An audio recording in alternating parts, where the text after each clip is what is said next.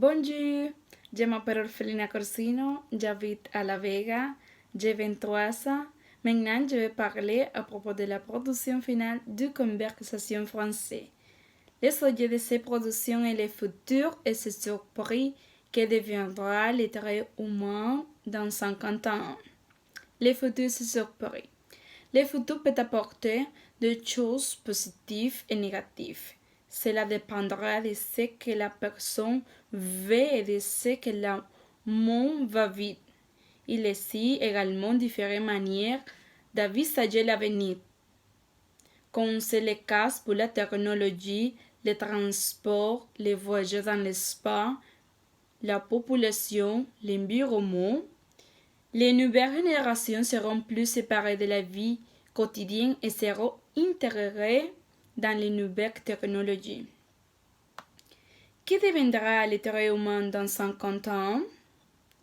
Dans 50 ans, il y aura de nombreux robots qui penseront et réaliseront toutes nos tâches.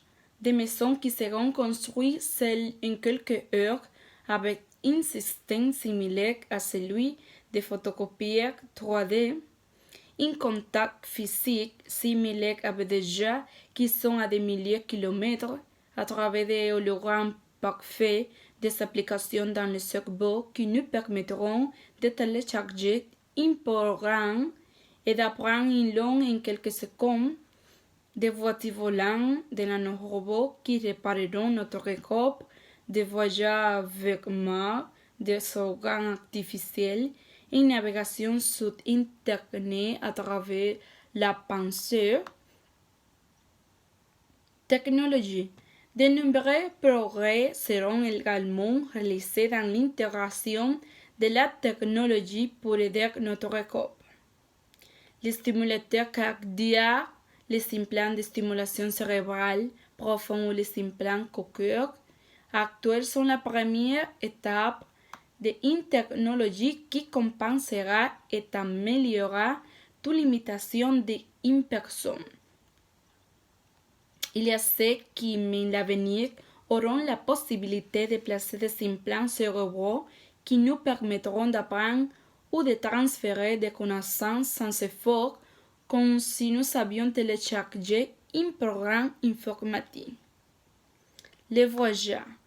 Voyager dans l'espace, ils répondront à l'esprit humain d'aller dans l'inconnu. Dans 50 ans, nous pourrons probablement aller sur Mars et les voyages sont moins chers. L'économie.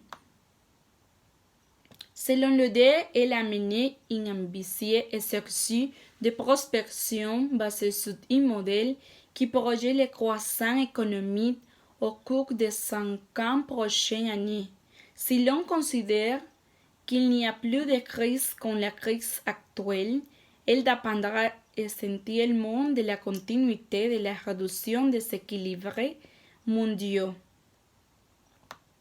Selon l'idée, au cours du prochain décennie, l'économie mondiale connaîtrait une croissance moyenne de 3% par an.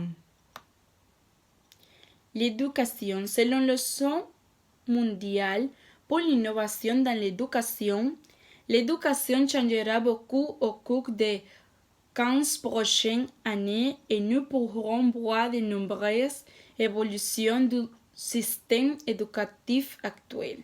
L'éducation sera personnalisée et plus chère. La révolution technologique sera principalement responsable de ces changements. L'anglais sera consolidé étant que le langue mondiale.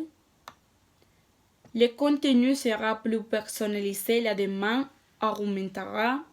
Les tablettes et le contenu numérique seront davantage utilisés. Les transports sous terre, nul ne doute que dans un demi-siècle, les moyens seront beaucoup plus rapides et que les voitures seront autonomes et n'auront pas besoin de chauffeurs.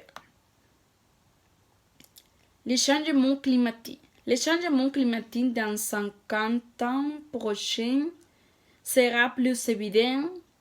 Les effets du réchauffement climatique car les gouvernements n'accepteront guère de réduire les émissions. Dans la province, l'été sera plus chaud et les précipitations seront plus irrégulières.